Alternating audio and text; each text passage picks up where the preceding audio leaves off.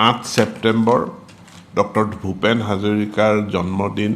আমি এইবাৰ জন্ম শতবাৰ্ষিকী 8 ছেপ্টেম্বৰৰ পৰা পালন কৰিম। 8 ছেপ্টেম্বৰৰ দিনা প্ৰধানমন্ত্ৰী অসমলৈ আহিব।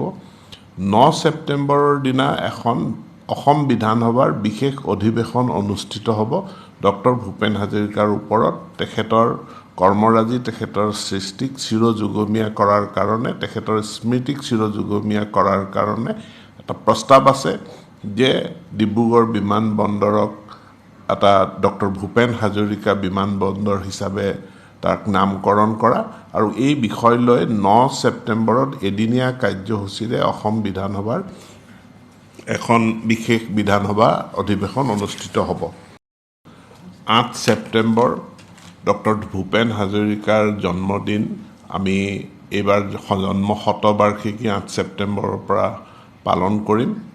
8 ছেপ্টেম্বৰৰ দিনা প্ৰধানমন্ত্ৰী অসমলৈ আহিব।